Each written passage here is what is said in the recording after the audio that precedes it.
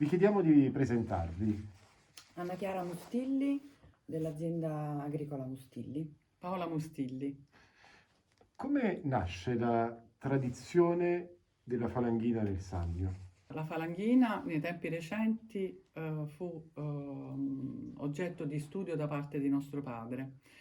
Allora, facciamo un attimo una panoramica di quello che era il comparto vitivinicolo negli anni 60-70. Il sud Italia era specializzato nella produzione di vini da taglio, di vini che di solito erano vini internazionali, quindi Cabernet, Merlot, c'era anche Sangiovese, c'era Trebbiano, Malvasia, Chardonnay. Erano uve che venivano richieste sui mercati del nord Italia e dell'Europa, motivo per cui il sud Italia, in particolare il nostro Sannio, produceva vini di grado alcolico elevato, di colore intenso, che venivano venduti in questi mercati, oppure venivano venduti in cisterne al nord e poi reimbottigliati in vari blend. In Campania c'erano solo due cantine che imbottigliavano e lavoravano le uve del territorio, una è Dambra che sta a Ischia e l'altra è Mastro Berardino a Tufo.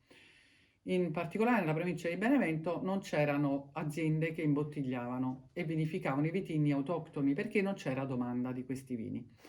Quando nostro padre decise di dedicarsi all'agricoltura e quindi si trasferì a Sant'Agata dei Goti negli anni 60, l'azienda produceva vini sempre con questo tipo di formula e che venivano venduti in loco però, quindi erano vini distribuiti prevalentemente nel territorio sannita.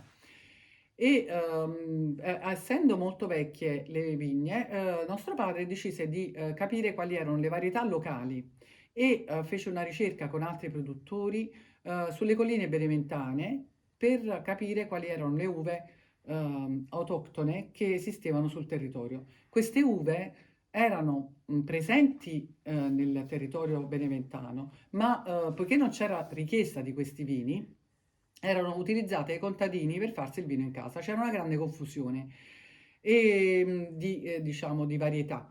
Quindi venivano coltivate in maniera ibrida tutte insieme nel vigneto e venivano mischiate le uve bianche tra loro e le uve rosse tra loro per fare il vino bianco e il vino rosso. Quindi anche i contadini non avevano una chiarezza di quello che avevano in casa. E quindi nostro padre fece una ricerca con altri produttori, ripeto, trovarono 18 varietà di uve diverse. La ricerca fu fatta prevalentemente nella zona di Bonea. E tra queste uve c'era la falanghina. Le uve furono raccolte, microvinificate e poi assaggiate. Quando nostro padre assaggiò la falanghina la trovò interessante e decise di produrla nel 79. La falanghina fu vinificata in purezza. La falanghina fu vinificata in purezza perché ovviamente bisognava capire quali erano le caratteristiche delle uve che si lavoravano. Quindi l'impostazione che diede lui alla nostra azienda fu quella poi di concentrarsi sui vitigni autoctoni, imbottigliarli in purezza affinché si potessero riconoscere, affinché ci potesse essere una riconoscibilità della varietà. E quindi iniziò con 3.000 bottiglie. Queste 3.000 bottiglie furono vendute agli amici, che principalmente il nostro mercato era a Napoli. Gli amici andavano nei ristoranti, chiedevano di Mustilli, nessuno ci conosceva, ci chiamavano, i ristoratori acquistavano i vini e da lì è cominciata la diffusione di questo vino, nel senso che destò interesse anche negli altri produttori beneventani principalmente, iniziarono a piantare falanghina e a commercializzarla, tale che oggi è il vino campano più diffuso e più conosciuto sia in Italia che all'estero. Dal punto di vista degli altri produttori che hanno lavorato a questo progetto, c'è stata un'emulazione poi, hanno cominciato a impiantare anche loro stessi falanghina e com'è andata la risposta del mercato in quel caso? Allora, all'inizio c'è stata una produzione in crescita che poi è diventata un boom di produzione, per cui sono usciti fuori imbottigliatori anche che vendevano vino falanghina che probabilmente non lo era, a costi bassissimi, per cui c'è stata una squalificazione del prodotto falanghina, quindi c'è stata una crescita che è stata esponenziale fino agli anni 90. Negli anni 90 c'è stato un crollo con presenza sul mercato di prodotto non di qualità che chiaramente ha leso quella che era l'immagine della falanghina come vino di qualità del Sannio. Poi nel tempo questa cosa si è affievolita e adesso si sta facendo un lavoro soprattutto con il consorzio di tutela Sannio di valorizzazione della produzione e si sta lavorando anche sulla zonazione, quindi sul cercare di destinare ai terreni più vocati un prodotto di qualità, ai terreni meno vocati un prodotto che può essere una spumantizzazione che richiede delle acidità più basse e delle gradazioni, delle acidità più alte, scusate, per delle gradazioni più basse, oppure un prodotto che sia IGT e che non vada a intaccare quello che è la qualità della denominazione. Il fatto che oggi la falanghina sia così presente in maniera massiccia su questo territorio, per voi è un punto a favore, a sfavore, è un orgoglio, è qualcosa che mette invece in crisi la vostra produzione? E il problema è sempre legato ai prezzi, al mercato. Quindi quando si parla di vini di qualità e quindi di prodotti che poi sul mercato abbiano un adeguato riconoscimento in termini anche di rapporto qualità-prezzo, allora il discorso può funzionare. Purtroppo il surplus di produzione produce inevitabilmente diciamo, degli abbassamenti del valore di mercato del vino e quindi c'è una grande confusione anche da parte del consumatore che trova sul mercato vini DOC Sannio, falanghina del Sannio a 2 euro e falanghina del Sannio a 8, 10, 12 euro sugli scaffali. Che cosa si potrebbe fare per valorizzare oggi il patrimonio della falanghina? Ma prima di tutto destinare ai terreni più vocati, come aveva detto Paola, certamente, e specialmente alla DOC Falanghina del Sannio, e non, quindi non coltivarla nelle zone molto di pianura dove le produzioni sono altissime, magari destinare lì alla Falanghina IGT. Purtroppo però c'è stata una coltivazione veramente eccessiva, un impianto di uva falanghina molto forte perché chiaramente essendoci stato un successo di questo vino, di questo vitigno, tutti hanno piantato falanghina e ora c'è un surplus di uva e inevitabilmente quando l'offerta è più alta della domanda c'è una riduzione del prezzo. Tant'è vero che oggi il prezzo delle uve, ma non solo della falanghina, sono più basse di quelli di 10, di 20 anni fa. Potete anche capire che tutto sta aumentando e il povero agricoltore, se non coltiva lui da solo, personalmente con i figli, la vigna, non ce la fa. Noi che chiaramente abbiamo gli operai, abbiamo delle vigne che non coltiviamo personalmente, ma abbiamo un'azienda con della manodopera, eh, dovremmo trasferire questo costo maggiore della coltivazione sulla bottiglia e non sempre è facile. Quindi io questo mi auguro che ci sia una maggiore, un maggior giudizio e una maggiore regolamentazione, anche perché oggi non si può più fare un reimpianto di una vigna, anche se è una vigna di 50-60 anni, non posso spiantarla e ripiantarla a falanghina perché hanno chiaramente trovato un eccesso di iscrizioni e rivendicazioni DOC e quindi in questi ultimi anni non danno più il consenso per registrare alla DOC Falanghina del Sannio e questa è una cosa gravissima perché per esempio noi che ci troviamo dei vigneti molto antichi non siamo bloccati, non possiamo rimpiantarli perché rischiamo di perdere la denominazione e la nostra è una cantina storica, quindi come ci si comporta in questi casi? Cosa intende per vigneti molto antichi? Quale datazione possiamo... Vabbè, i primi che sono stati piantati intorno agli anni 70, quindi adesso si parla di 40-50 anni, che potrebbero anche essere ancora produttivi, però non hanno un'ottimizzazione della produzione, poi ci sono tante malattie, ci sono state alcune malattie molto importanti anche in Campania, come mal dell'esca, come la flavescenza, e, virosi varie che chiaramente riducono e aumentano le fallanze, e in una vigna molto vecchia bisognerebbe appunto fare un reimpianto anziché andare a fare a rimettere le piante morte, perché è più difficile, ecco, fare le fallanze, riempire le fallanze. Quindi Immaginiamo di dover descrivere a un emigrato di tanti anni fa negli Stati Uniti d'America come è cambiato il territorio del Sannio. Voi che cosa direste? Cioè è cambiato dal punto di vista ambientale ma anche culturale questo territorio? allora, a livello proprio di coltivazione è cambiato molto, perché ora se si cammina sulla Fondovalle Sclero si ha una distesa di vigneti enormi, anche in zone vicino al fiume che non sono tanto vocate, come dicevo prima, per le denominazioni importanti. E quindi molte però sono rimaste ancora a tendone, e questo significa che c'è una coltivazione diretta del produttore, del contadino con la famiglia, e quindi sono piccoli appezzamenti, anche meno di un ettaro. Ancora rimane questa frammentazione molto forte nella provincia di Benevento. Poi ci sono le grandi aziende che invece hanno delle coltivazioni più meccanizzabili, a spalliera, ancora molte stanno avviando verso la vendemmia meccanizzata, e quindi una riduzione dei costi certamente. Però certo il panorama è cambiato, abbastanza modificato, forse un po' troppo. Infatti il Sannio in realtà è la provincia in Campania che ha il più alto numero di ettari vitati, che ben venga, siamo felici, però deve essere anche abbastanza di qualità, non deve essere poi che andiamo a finire in una fase in cui abbiamo talmente tanta uva che la dobbiamo svendere, e questo purtroppo penso che sta succedendo adesso.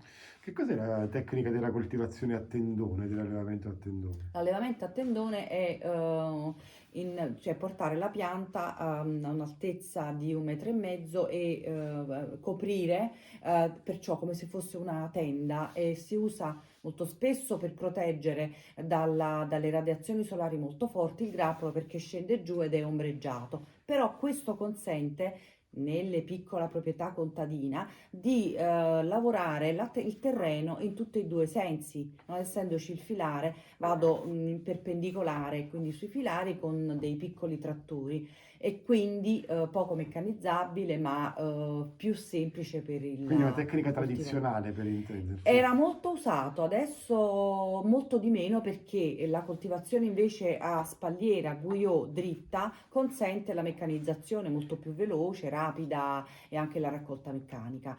Ma il tendone continua ad essere una pratica ancora presente, probabilmente andrà a diminuire sempre di più, perché poi insomma il piccolo agricoltore non ce la farà a sostenere i costi della produzione con poi il prezzo dell'uva così basso. Quindi probabilmente si trasformerà tutto in un'agricoltura più meccanizzata. Nei vostri ricordi c'è un'occasione nel quale il vino si beveva in maniera cioè, importante, quindi un festeggiamento, un rituale, un momento particolare dell'anno che era in cui si beveva il vino e si beveva falanghina? Il vino, il vino si beve tutti i giorni qui. Giusto. No, anche perché il vino a tavola in Italia è un alimento, diciamo, imprescindibile dal cibo. Quindi già per tradizione in Italia in tavola si mangia e si beve vino. Da noi sì, soprattutto durante i compleanni o le festività natalizie in particolare, perché si mangia, come da tradizione napoletana, che la famiglia è di origine napoletana, si mangia lo spaghetto con le vongole, e quindi la falanghina ci si sposa Perfetta, perfettamente. chiaramente. Qual è il metodo migliore per vinificare la falanghina? Oggi esiste la falanghina spumantizzata, quella diciamo che viene sottoposta a un processo di invecchiamento, cioè qual è il metodo migliore per degustarla secondo voi? Allora, in realtà è un'uva abbastanza che si adatta a parecchi tipi di vinificazione e può anche essere invecchiata nel tempo, affinata in contenitori di diverso tipo e spumantizzata. Poi esistono anche dei vini da dessert fatti con la falanghina. Molte cantine, quasi la maggior parte delle cantine nel Sannio adesso fanno anche lo spumanto, il frizzante, sia metodo classico che metodo Charmat, quindi diciamo che si presta a tantissime vinificazioni e non ultima anche la vinificazione naturale, quindi con lieviti spontanei ci sono grandissime soddisfazioni, alcuni produttori qui anche in zona che producono dei vini veramente molto interessanti, piccoli cantine che sono appunto. La cosa importante è la qualità dell'uva, quindi se si Mm. riesce a portare in cantina un'uva sana, la possibilità di lavorarla in diversi modi è sempre maggiore. Voi siete la tradizione, no? Cioè quando si pensa a Mustilli si pensa all'icona della tradizione, eppure mi sembra di capire che non siete chiusi a discorsi di apertura anche sui metodi di vinificazione nuovi, eccetera. Qual è il futuro, secondo voi, di questo vitigno della Falanghina? Dunque, secondo me il futuro già è abbastanza presente, nel senso che ci sono state fatte tantissime prove di vinificazioni diverse, ma non solo la nostra cantina, perché noi abbiamo provato il passito, lo spumante, il frizzante, l'invecchiamento sulle fecce, abbiamo provato una volta il legno. Poi c'è chi prova anche la ceramica, noi la facciamo sui rossi. Secondo me, appunto, già c'è stato molto. È chiaro che ogni cantina deve individuare la sua tipologia, non è che tutti dobbiamo fare tutto. Infatti, noi abbiamo scelto delle tecniche di vinificazione che ci rappresentano meglio e che anche riusciamo a vendere con facilità, ma ciò non toglie che molto spesso, infatti in particolare Paola, propone e cerca di trovare altre formule perché probabilmente il mercato lo richiede. È un mercato ancora oggi molto locale, Paolo, o anche internazionale? No, è un mercato che si è ampliato perché grazie alla presenza di tanti produttori la falanghina è arrivata sulle tavole di consumatori che non sono solo in Italia, perché chiaramente quando si è soli e piccoli si fa più fatica che se si è in tanti. E quindi la falanghina ha una distribuzione, potrei dire, a livello mondiale. Oggi c'è richiesta di falanghina. Mentre prima, quando abbiamo iniziato, ci chiedevano: ma perché fate il vino in Campania? Ecco, questa era una cosa che mi faceva diventare idrofobo. E, Immagino. e quindi oggi invece ti chiedono questo prodotto, magari se dici ho uno Chardonnay, dicono no, non mi interessa. Ma c'è qualcuno che, avendo assaggiato i vostri vini, poi è venuto a trovarvi anche dall'estero, quindi che ha fatto, cioè, la Falanghina ha portato turisti sul territorio? Sì, sì, sì. Anzi, questo è un punto importante su cui lavorare, nel senso che si dovrebbe migliorare e strutturare una rete di accoglienza turistica, enoturistica, perché se ne parla tanto, però poi di fatto la disponibilità ad ospitare il turista è sempre molto limitata. Noi facciamo enoturismo dagli anni 90, sia come movimento turismo del vino che diciamo come individualmente, e quindi siamo aperti a visite guidate e degustazioni di vini. E se ci fosse una rete molto più forte sul territorio, chiaramente c'è un'attrazione più ampia e i turisti potrebbero muoversi e assaggiare diverse realtà, perché quello che io credo che possa essere un punto vincente per il futuro delle nostre aziende, parlo del Sannio, è quello di differenziare le produzioni. Quindi, come diceva prima Anna Chiara, ci sono diversi metodi di produzione ed è importantissimo che ogni azienda trovi il suo stile. Quindi differenziare, fare lo stesso vino ma in maniera diversa e riuscire poi attraverso la beva a trasmettere quello che è la filosofia aziendale. Quando le aziende si caratterizzano per questo, allora questo diventa un punto di forza, perché altrimenti se finiamo per fare tutti lo stesso prodotto, ci omologhiamo e non c'è successo. Invece il successo è dato proprio dalla diversificazione sul territorio di tecniche di produzione diverse che possono essere riconoscibili nel bicchiere. Ci raccontate un ricordo legato al vino individuale, chiaramente, cioè ciascuna di voi due. Beh, io quando ero piccola ho sempre aiutato mio padre alla vinificazione, ero io il suo cantiniere. Ah sì? E sì, e mi ricordo che mi ricordo ai tempi della scuola, all'università, no, c'erano i cantinieri chiaramente, io Certo. aiutavo e spesso mi sono trovata anche da sola a gestire la cantina quando lui non c'era. E mi ricordo una cosa divertentissima perché arrivò un camion di bottiglie, lui non c'era e feci scaricare le bottiglie e preparai l'assegno, glielo filmai e glielo detti. Questo che vendeva le bottiglie mi guardò e ha detto: ma lei è sicura? Suo padre lo sa, perché in genere i fornitori non si pagano subito. E infatti poi quando scoprì che avevo speso non so quanti milioni di lire, rivenne un coccolone subito a prima botta, perché avevo potere di firma, però questa cosa mi mancava, cioè E da lì ha non scelto di avevo... affidare il mercato a Paolo. Poi. Esatto. No, io invece sempre un ricordo legato a nostro padre, mi ricordo ogni volta che penso a lui, mi ricordo sempre che lui diceva: io vendo il vino che non riesco a bere, quindi era un Bellissimo. consumatore molto... Un surplus, insomma, in quel caso rispetto alla tua produzione. A chi potrebbe giovare la patrimonializzazione del territorio del Sannio, del paesaggio vitivinicolo del Sannio? Intanto al futuro, alle generazioni future, perché per consolidarla secondo me ci vorrà un po' di tempo. E poi sicuramente alla valorizzazione del territorio, Mm. quindi potrebbe giovare a tutti gli attori dell'economia locale, perché il Sannio è un territorio meraviglioso, però è sconosciuto.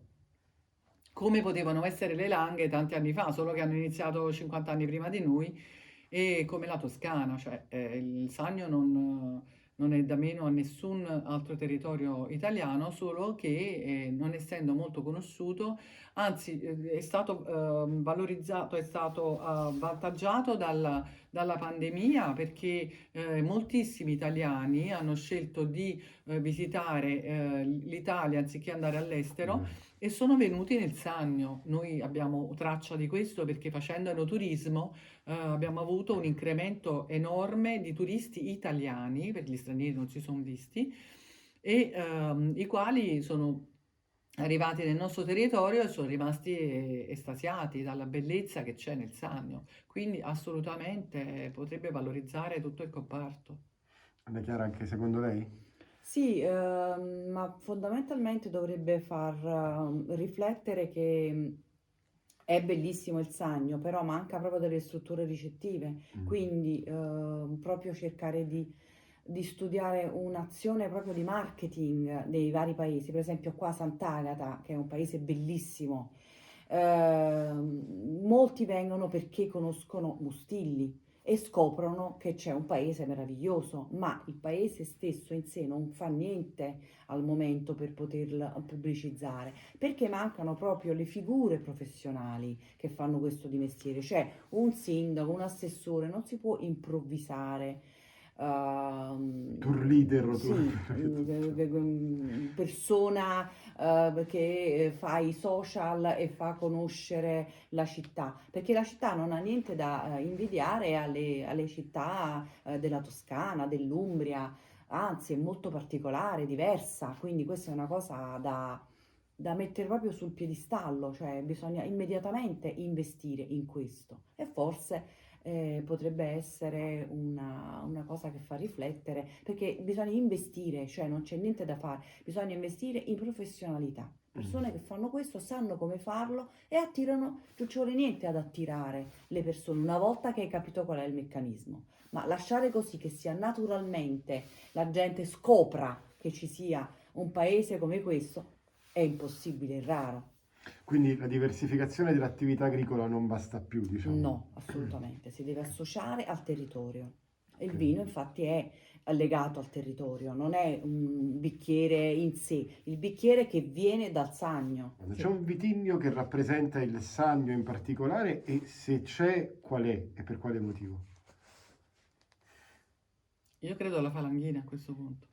Sì, assolutamente. È quella più coltivata, più conosciuta, è quella che... E poi c'è anche da distinguere la falanghina del Sannio, non è la falanghina, perché non so se voi conoscete la storia della falanghina, esistono diversi biotipi che sono tutte state selezioni random in tutta la Campania, ma principalmente venivano dal Sannio e dal Napoletano. E poi si è capito, perché gli studiosi hanno fatto i loro studi e si è visto che sono proprio due ecotipi completamente diversi, quindi e il nome è lo stesso, ma non hanno niente a che vedere geneticamente. Quindi parliamo, ecco perché è stata fatta falanghina del Sannio, perché non ha niente a che vedere con quella dei Campi Flegrei e del Napoletano. Tant'è vero che noi qui abbiamo entrambi i biotipi, una parte anche deriva da quella del napoletano, perché noi essendo napoletani, nostro padre ha cercato dalle parti di Sessaurunca prese Sì, le prime marze, le prime barbatelle e comunque è quella dei Campi Flegrei. Quindi questa è una cosa molto importante, anzi si dovrebbe quasi cercare di definire meglio, non si sa perché è rimasta questa cosa in sospeso, ma è falanghina a tutti gli effetti, ma sono due razze diverse. Quindi il Sannio oggi si caratterizza per essere una terra di bianchi, secondo voi, giusto? Non più di vini rossi, perché io ricordo in passato si diceva che il Sannio produceva degli ottimi rossi, no? Oggi L'Aglianico rimane ancora molto presente nel Sannio, e infatti solo ultimamente è stata fatta la DOCG Aglianico del Taburno per valorizzarlo ancora di più, è sempre questo il discorso. Però appunto è più importante, più famoso, più storico, più conosciuto il Taurasi, il Vulture come Aglianico ce n'è ancora tanto di Aglianico, però eh, penso che la falanghina abbia superato, anche perché si conosce, si riconosce il Sannio anche per la falanghina del Sannio. E ci sono anche altri vitigni bianchi, il Greco che è ancora più antico della falanghina. Infatti il nostro primo vino qui, il nostro padre a produrre è stato il Greco del 76 e nonostante sia famoso sempre più quello dell'Irpinia, però il Greco si è sempre fatto. C'è la coda di volpe, che è anche un altro vitigno tipicamente sannita, e questi sono i principali sì, sì. dei sì. bianchi. Io ho solo una curiosità in realtà al momento, ma perché scelse proprio Bonea per prendere questo tralcio di falanghina che poi è impiantato? Perché lì c'era una coltivazione, era conosciuta la Era già coltivazione. conosciuto Sì, sì, questo. sì, sì, ma si chiamava, si sapeva, cioè la falanghina è sempre esistita, ma non è mai stata vinificata in purezza. Quello che ha fatto nostro padre è la vinificazione in purezza. La coltivazione del vitigno, coltivazione specializzata, cioè significa solo piante di falanghine in un'unica vigna.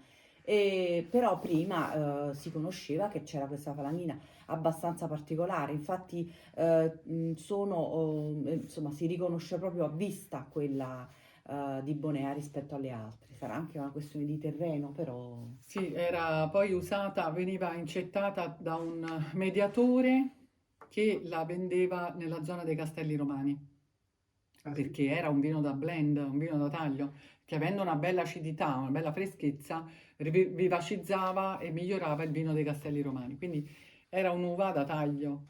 Quindi quello che ha fatto nostro padre è stato valorizzare questo vitigno che non era riconoscibile. Ecco. Vi ringraziamo moltissimo, siete state Grazie a davvero voi. molto gentili e disponibili. Speriamo di Grazie. aver detto tutto più o meno quello che Assolutamente sì. Sì, sì, c'è sì. di... Grazie davvero.